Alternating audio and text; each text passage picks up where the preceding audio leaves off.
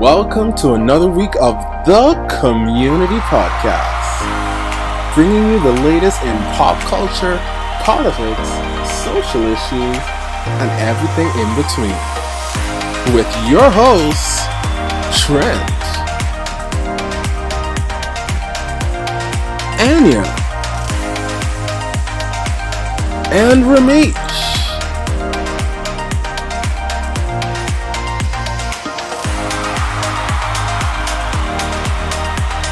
And this week's special guest, Alfredo Smith from Alfredo Foodie.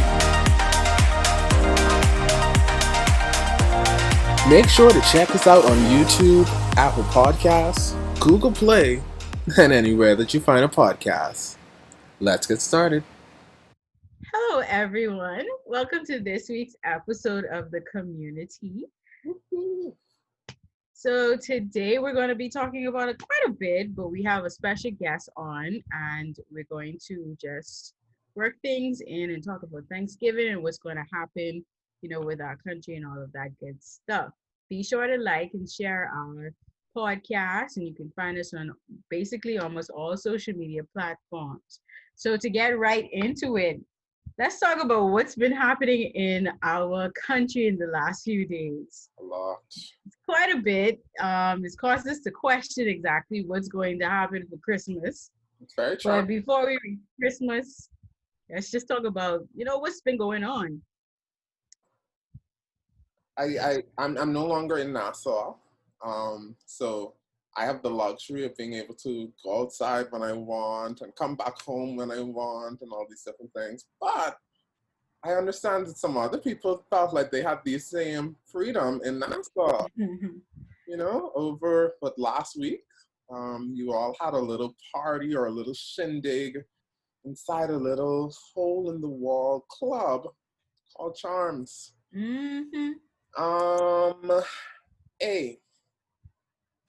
When the Charms reopened during the pandemic?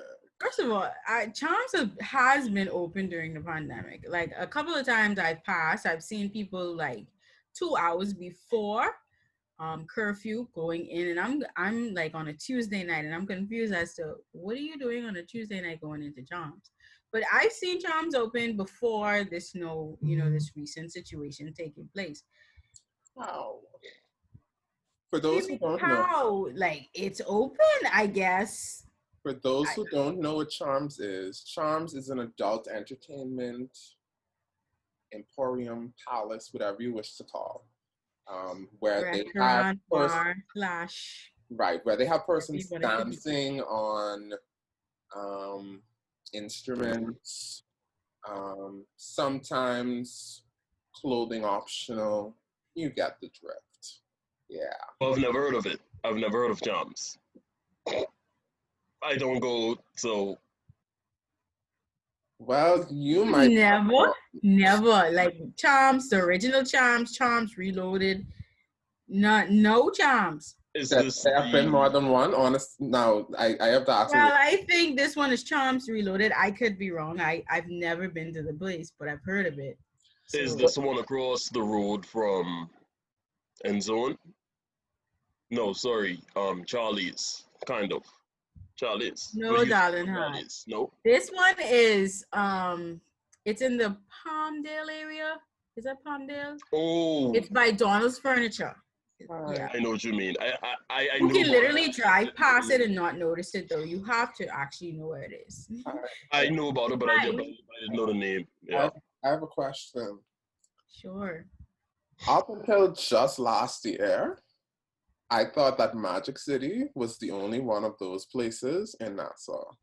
No. Very recently. This is a family podcast, so we're not going to get into that. But there's more than one. Magic City been going. Yeah, but it's been going. I know that much. That's where Sakura is. Oh, you eat your sushi where you. Anywho, but I just didn't know that was a lucrative business in the Bahamas, but I assume so because Charms got raided. Why? Because it was filled beyond capacity. Okay? Beyond capacity. beyond. That video was about 3 minutes long. And it all was of the just people they coming out of it, come up. coming out of it, coming out of it. And it was just kind of Wow. like, no, this ain't like 20 people. This is a strong 100 plus people. And I don't think the video covered everybody. That was like the clown car effect where clowns just keep coming and those people were clowns. Yeah. Okay? But my thing is like watching that video though, and I think I saw 1 or 2 comments where people were like, you know, nothing's going to stop them from going out. And I get that. You have that right to go out and enjoy your life. But do you think that people are now at the point where they've just had enough? They've had enough and they're just like, I'm willing to catch this because I cannot stay home any longer. I'm already not working. So now I must just stay cramped up home. Yeah, people they need to express themselves, and they're tired of being at home, so they're gonna go out. They're gonna go to the strip club. They're gonna hang out with friends. People are just fed up with the whole situation, and they need some sort of comfort Mm-hmm. and some So kind of. I understand the want or the desire to engage in activities. Mm-hmm. It's human nature. It's fine. However, why not do it following the social distance protocols? You can do things safely. It's no issue, and no one is bashing anybody for doing things. It's when you don't do things safely and you're hindering the progress that we are trying to put in place. Social distance at the strip club.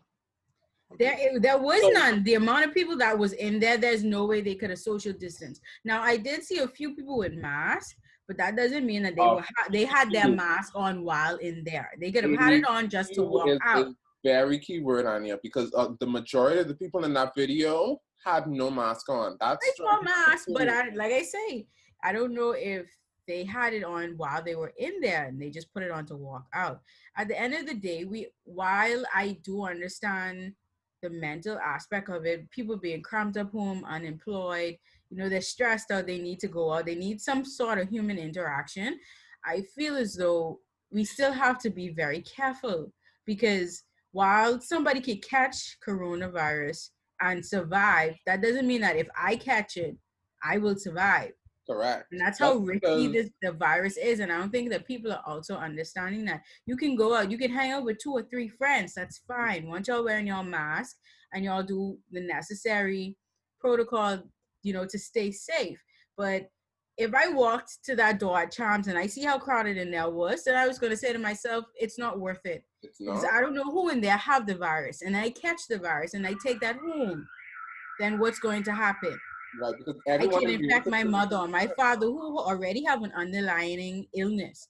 So they're not thinking beyond themselves anymore. They're just thinking about themselves. And I think that's very bad, because that's how our numbers are going to continue to increase.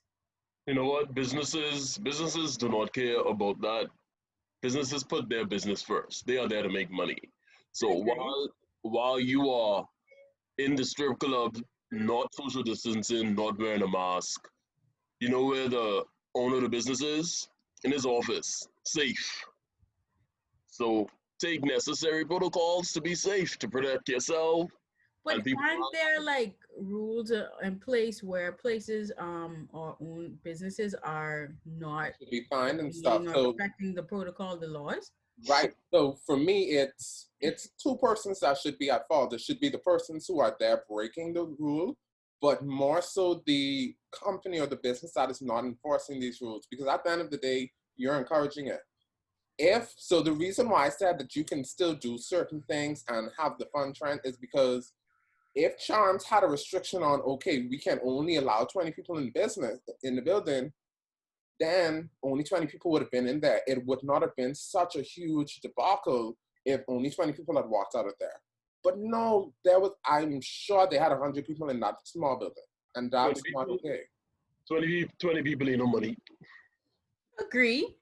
But at the end of the day, I would rather 20 people and make 200 that day than have 200 people and then get shut down for the rest of my time, for the rest of the year. For each individual you hadn't there, you getting that fine. So it still don't make the sense. But I will say my favorite person from that video is the young lady And let me tell you something. She is an ambassador because I've already seen a video with her. She's a brand ambassador now, I, darling. Okay, listen, I love it. I am loving it. I am loving it. between her and I used to go to Florida, iconic. Like she's going down in the Bahamian history books. Okay, People just go Miami, man. listen. Alright. So I will say I do feel like the PM is coming to hit Nassau with another That's what I'm set of thinking. So you guys think that we're going to actually have a Christmas? Like well, obviously John Canoe is going out of the picture, but being able to just at least go to family dinners. Do you think we'll have that? I don't know if. You mean Joe? No, I know John Canoe is out of the picture, definitely. But I mean, just Christmas dinner. Christmas Day, you go to your family, have Christmas dinner. You think that we'll actually be able to have that? Because My our family. numbers aren't really high anymore. They're still coming in, but they're not as high as they were. But if people continue to break the rules and not follow the protocol, do you think that possibly everyone will be home on a lockdown during Christmas? Yeah, I don't know if we're having Christmas, my family, but I do know that they're going to cook. Okay. right. So if no presents are involved, it's whatever. But I just know they're going to cook. I personally want to cancel the whole thing completely. I just want to cancel Christmas and just move on to next year. No, I think that's what Annie means if you were having any gathering. So I know from my family, Yes. we've already established that everyone will have something in their respective homes, only because, like I said, my mom is going to be 70 next year. My niece is asthmatic, so we're not risking anything. We can't take those little chances. Because like Annie said, just because someone may be asymptomatic doesn't mean that when they hit the house and they infect someone with a lesser or weaker immune system, that person won't react greater to this disease. So we're just going to take the extra precautions. Yes, it's Christmas. It's the time of the year when you should be around your family. It's the time of the year when you should celebrate. But if cases continue the way they are and persons continue to act the way that they're doing, we're not going to take the risk. Now, if things improve and things get better, then you may be like, okay, let's do a little intimate thing at one person's house. Make sure everybody's sanitized, have everything in place where you wash your hand, everybody wear your mask, even though it's family. Just because they are your family does not mean that you are immune from getting what they have. Your cousin may be out in the streets. Your cousin was in Charms. That does not mean that just because they're your cousin, they can't give you the disease. So please be careful. I also will say, the Prime Minister took a photo, and we're going to insert it right. Well, his team took a photo of him running on the beach. And I feel that they posted that because he is saying, we running on the beach now because the beach is gonna be closed. Done. That's what I read from that picture. So for me, my family, it's been rough for us, and not in a bad way, but it's been rough with us because we usually do Sunday dinner every Sunday. My immediate family.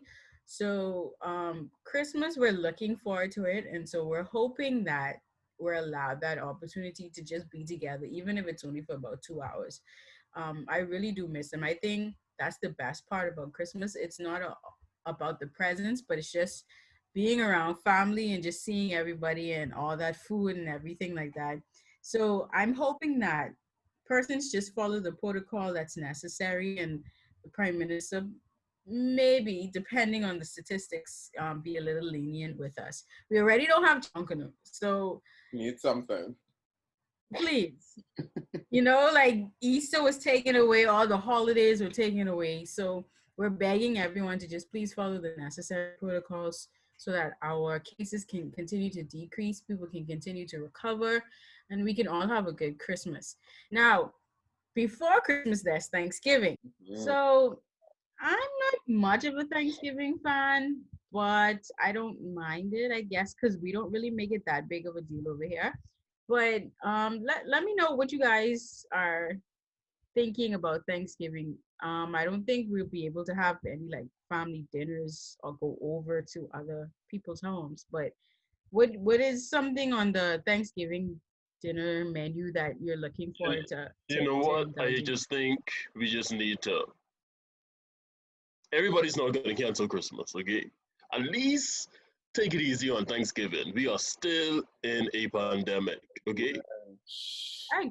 For I agree. Thanksgiving, I'm going to do one big prayer, tell my family how much I appreciate them, and call it a day.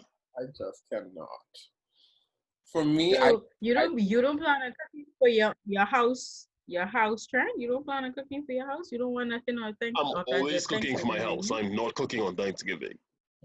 That's mama's job. That's mama's or my cousin's job. It's their turn. okay, I okay. hears you. He said what he said, people. I hope He said what he said. That's a you'll responsibility. find out if he actually eats or he had a cup of water for Thanksgiving. It's actually my cousin's turn to cook this year. So What I we'll see. will, But what is it in particular that you wanted to say cook that yeah, you think what you do you need to have enjoy there? for Thanksgiving? What's your dish? Isn't Thanksgiving food the same as Christmas food? It depends. It really does. Because It really does. I think um Thanksgiving is more traditional in what you can make, whereas Christmas, a lot of persons have their different variations on what they add to that I dish. feel like macaroni should be a Thanksgiving thing and not a Christmas thing. Coleslaw can be a Thanksgiving thing, not a Christmas thing. That's crab salad's place. First of all, No, your take place, coleslaw off no, for your place coleslaw. Thanksgiving. Crab salad is for Thanksgiving. I mean for Christmas, not you. Just put that in there. So I don't know. I don't know the difference with the food. Those are just a few things that I know. what I will say is I feel like I hype up Thanksgiving and Christmas meals so much that when I actually go to eat it, so I'm a person where if I see a lot of food, I get overwhelmed. Like my stomach starts to close up and I can't eat. So it's like I anticipate, I'm like, oh my gosh, I'm gonna eat so much for Thanksgiving. I can't wait. I'm gonna gorge out. And then when I get there, it's like, oh, just a little teaspoon of rice and just a slice of turkey. I good. I full. But if I was able to I think truly when you enjoy get what I there, you wanted, deserve it. if I truly got to enjoy what I wanted, a nice juicy turkey, not a dry turkey, because some people just don't know how to cook a good turkey. A nice juicy turkey with some stuffing, lobster stuffing, by the way, or seafood stuffing. Yeah, That's me. That's me. yeah, That's yeah. my desire for a good Thanksgiving meal. What comes along with that? We could mix it up, But that turkey, I need that to be good. I mean, I agree with you in terms of your expectation is when you get there, you want to pig out, you want to eat everything that's there, and then you only go for rice and ham or rice and turkey. Totally me. But I think for me, I'm just looking forward to desserts. Like I want pumpkin pie and ice cream and apple pie. That's like what I'm looking forward to. Like I would skip the dinner itself and go straight to dessert. My I'm definitely that Question. this year. Question. What differentiates Thanksgiving food from Christmas food? Okay, For me, Specific. name Give me this. let, specifics. let me go into it. So Thanksgiving typically focuses around the turkey. Bahamian style. Okay. It should focus around the turkey. Bahamians, because we don't naturally celebrate Thanksgiving, we always add our twist to it. So we always add ham to it. Ham should not truthfully be a part of the Thanksgiving dish. Ham should be more for Christmas. The same applies in the reverse.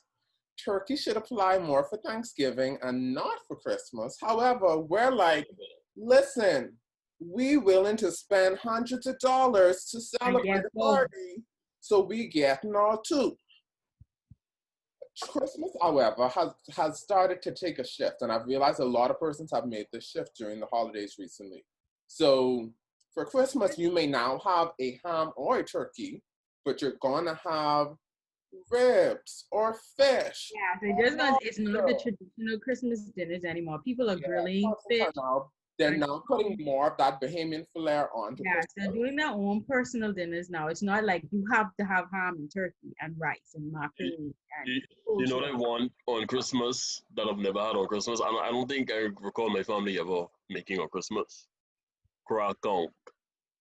I'm sorry. I don't know if things will be in season around Christmas time.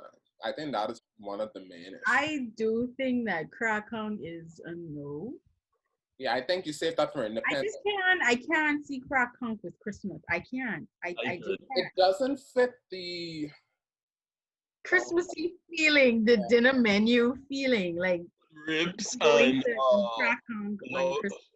lobster stuffing, but not conch. no. You Okay, really love stuffing. First of all, stuff it. here's what it is.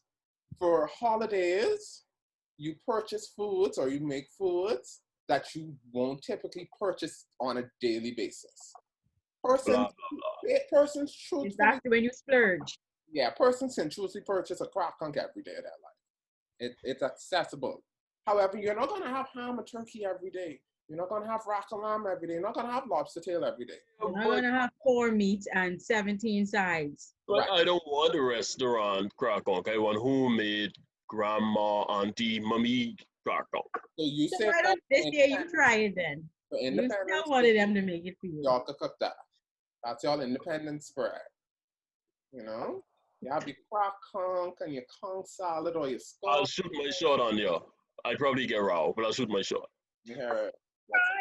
They might be interested. You know, people are now open to different things. Like Ramesha's saying, like Christmas dinners aren't now the traditional Christmas dinners anymore. People are mixing it up. So why not try it? If that's something it could become a tradition for your family, why not? Yeah, you could make it that tradition. I just don't. I can't feel crap hunk on Christmas Day. That's just weird. I can eat croissant any day. It doesn't feel Christmas. So you said desserts No. for Thanksgiving, Anya. When I was younger, Yes. my aunt used to make pumpkin pie religiously to the point where it used to be, it wasn't a Thanksgiving thing. It was oh, I'm making a dessert and my dessert is going to be pumpkin pie. I am burnt out. I took a few years off. I may try it soon, but it's just when I'm around it, it's like I am done. I can't do it. No, like things like desserts, like pumpkin pie and apple pie. Those are special occasion desserts for me. So I don't get those on a regular. So I do look forward to having them during these times, Christmas and Thanksgiving, because on a regular day or weekend, Christmas family dinner, we do the basic like ice cream and a normal baked cake. So I want to taste it. I want an apple pie and vanilla ice cream. Oh my gosh. I hate how popular pumpkin pie is. Like, I don't like it at all. One treat that I'm looking forward to this holiday season is eggnog. Not spiked eggnog either. Okay, we're gonna end the podcast now. Bro, Eggnog, that's what I want. I can't. no, You don't like eggnog, eh, Anya? no. I love it. I just like the name of it. Just sounds like it smells bad. Eggnog. It doesn't though. It's really good. Like I know a lot of people don't enjoy. Like broiled eggs smell bad. Like it just sounds like it smells. It's not the same. I actually can't. I don't enjoy the scent of boiled eggs either. But eggnog is not that. It's cinnamony and nutmeggy and it's Think crisp. about it, Anya. It's artificially flavored. Anya, it's artificially flavored. You can't put real eggs in a I drink. know you can't put, but No. It's not artificially flavored. Yeah, but what I'm saying is, Thickness. she is thinking about it in a way I where know that it's not how I'm thinking about it, but it's still like Yeah, no. it's not like how weightlifters just crack the egg, pour it in the cup, and be like, oh, they. Yeah, no, I know it's not like that, that. but you still think about it like that in a way. Like They should just change the name then. Nah, eggnog and let me. You know the good thing about it? Because so many other people don't enjoy eggnog, during this time I can get as much gallons as I want. I think you're going to stall. No, Okay. I've never been stalled of eggnog. Listen. My issue with it is so many calories now. I am ready. Trend. This is Christmas holiday. It's the holiday time now. We not counting calories, darling. We gonna still do our little 3 week, 3 a day, 3 workouts a week, 4 workouts a week, of course. But we ain't counting calories. We on a holiday. I We are can be about go. to be a foodie Break. podcast, okay? It's all about the food. We on a break. This episode is eating. We're going to eat it. Yeah. We're going to count the calories. Okay. So on today's podcast, like I mentioned earlier, we have a special guest that will be talking to us about marketing and food blogging. So we want to welcome Alfredo Foodie to the show today. So Alfredo, tell us a little bit about yourself. Who is Alfredo Foodie? Well, Alfredo Foodie is a brand that I started 3 months ago. Initially, the reason why I started was because I have a passion for cooking. I cooked a lot while I was in college, and I'm a marketing major. I wanted to kind of connect myself with that food atmosphere and marketing at the same time. So just looking back at the things I did with different clients, dealing with marketing, I wanted to collaborate both together. And that's how I formed Alfredo Foodie. So Alfredo, also tell us, how were you able to start building your company? You said you started about 3 months ago. So how did that come about in terms of, how did you get yourself out there? Because you would have increased your social media following and things of that sort. Tell us how you were able to build it. So before coming back to the Bahamas in July, I work with Bahama Barbecue and Lime Bahamas as the social marketing and content creator. And through working with them, I've connected with a lot of their following, a lot of their clients. And what I've decided to do is kind of collaborate with them and host giveaways on my personal page to kind of connect with their following to drive traffic to my page. Once I started doing that, others were voluntarily coming to me, asking me to connect with them, to collaborate with them, so they can get their name out. And it's all about just working with each other, partnering with each other, and making the best out of it. And that's one of the reasons why a lot of people choose to work with me, because I'm not charging them to post anything. I'm coming in as a regular client, experiencing their restaurant, their flavor, their food, and just enjoying the best rate and making sure my followers see what I'm doing. Okay. So At the moment, are you just Bahamian based or you work international as well, like international companies as well? So currently I'm Bahamian based, and what I plan to do in the future is wherever I go, I'm bringing that experience. So you can be a stranger on my page from, let's go, Georgia. And I just so happen to travel to Georgia in the next couple of months, and I experience a Caribbean restaurant, per se. And they see that and they're like, okay, I want to try this Caribbean restaurant because I live in Georgia. I didn't know that it was in Georgia. And basically the reason why I started is because I felt the need and want to help small and big restaurants during this time.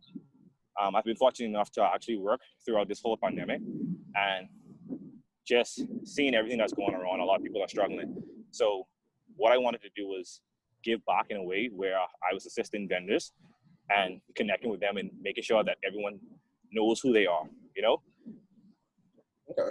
What would you say is the most challenging part about starting this venture? What's been the most difficult part of it?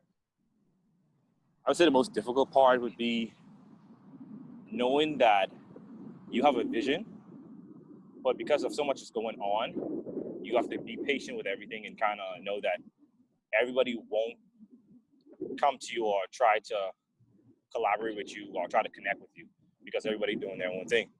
So for me, it's just basically taking the time, understanding all of that, and going to these individuals one by one and actually talking to them and seeing how they feel about things. I've actually spoken to a lot of different vendors that doesn't have a social media page, but their food is amazing. So I've taken the initiative to talk to them and told them that you guys really need to step up on social media, because there's a lot of people that wants to see these things and wants to try out your food. Yeah.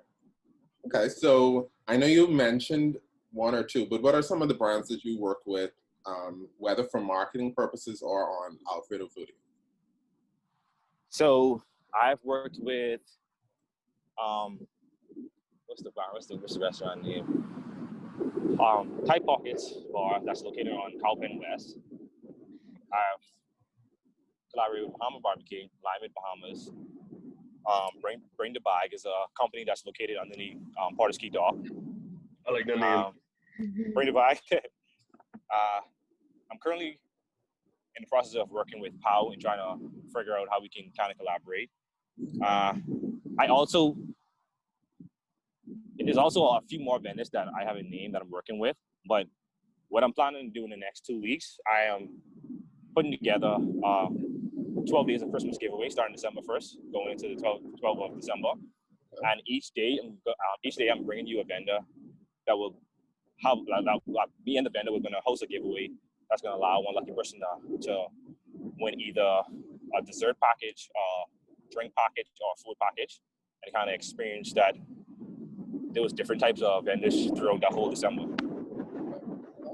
All right. So Alfredo, for our listening and viewing audience, could you let us know where we can find you on social media? You can find me on Facebook and Instagram and Twitter at Alfredo Foodie. You can also add me on my personal page on Facebook at Alfredo Foodie.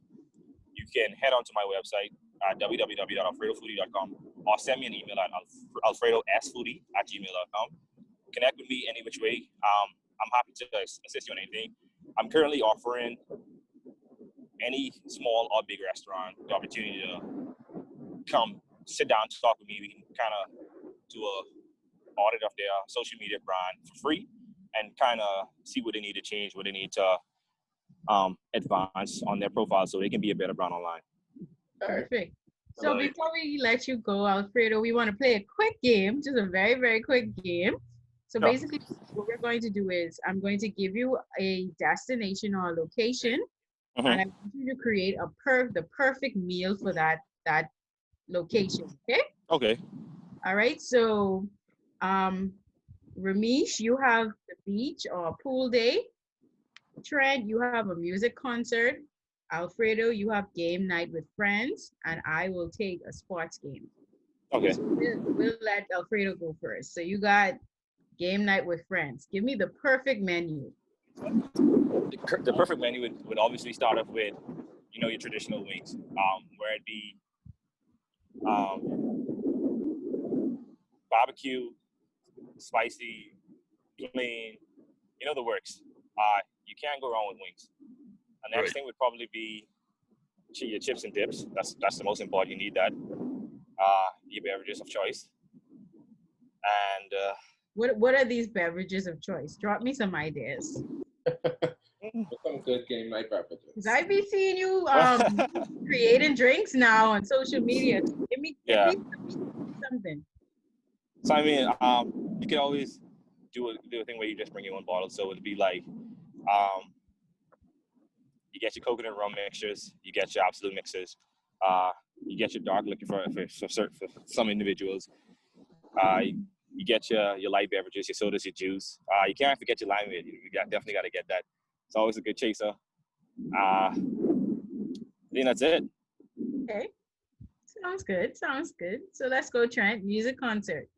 Music concert. First of all, you are at a music concert. What could you possibly be wanting to eat? People eat everywhere. Concert. The only thing you can have is wings, like he mentioned. What? Hot dogs, hamburgers. What do you want me to say?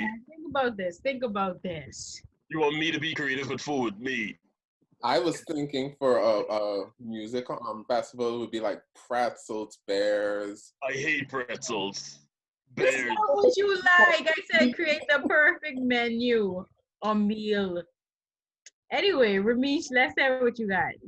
So for the pool or beach, I'm going to start with my beverage and head down. So I think it's a wine, like a bear spritz or a seltzer. So like a Rattler or Bud Light Limerita, little bears in there as well. Just something light, nothing too heavy with the mixed drinks. You don't want to have to be carrying the tins and trying to mix and getting sand in your drink. So something simple, you just pop and drink. In terms of food, if we're talking the Bahamas, we're going with the basics. You get your Kentucky and your pizza and you have a day. Now, if you're going on a beach picnic or pool picnic, Then you come out with your little sandwiches, you know, not like a tuna sandwich, but like a nice little Street food. and some chips. You know, keep it light. When you're on the beach, you don't want to get cramps and things when you go in the water, so you keep your food nice and light. Right. Okay. I think so. So for me, at a sports game, I think you definitely have to have beer. Now, Definitely. I would say maybe not too strong of a beer. I would say Corona Light or Bud Light. You know, just enough to give you a little razzle dazzle, not to tip it over. Right. And then I would say a very good hot dog with like everything on it. Now, I'm not a big relish fan, but I just think that you should put everything on it. It just looks like the perfect hot dog when you put everything on it. Put everything on it. I would add And nachos to yours, Anya. It sound like a I New York, also have a New York. nachos on my list, like a big bowl of nachos. Perfect. Yeah. And to top it all off, when you hit that last quarter or that last inning or that last couple of minutes, some good, salty, buttery popcorn. Okay. I think that's perfect. Okay. So before we end, Alfredo, I have one more thing from you. Sure. You give us three quick tips for food bloggers or marketers who are interested in, you know, doing what it is that you do. Three quick tips. One, I would definitely stay consistent. You always want to keep your materials consistent. You want to keep that same content to deliver to your consumers. The second one, I would say, stay unique. It's okay to look at different bloggers and see what they're doing and kind of learn from them, but you want to bring your own flavor to the table when you're reaching out to these customers so they know exactly, like, yeah, Alfredo Foodie took that photo. He took that photo, you know? Another one I would say is just have fun. That's the most important thing. Just have fun being around food, being around an environment where people are enjoying the experience. Okay. So, Alfredo, we thank you so much for joining us today on this week's podcast. Be sure to follow Alfredo on all the social media platforms, and we'll link those at the bottom of our video. And don't forget to follow us, the community, on all of our social media platforms: YouTube, Apple Podcasts, Spotify, SoundCloud, and any other social media platform you think, we probably have it. So we thank you so much for listening and watching with us. And we look forward to seeing you in next week's episode. Have a great day, everybody. Yay. That's the most smiling I've ever seen. Hush.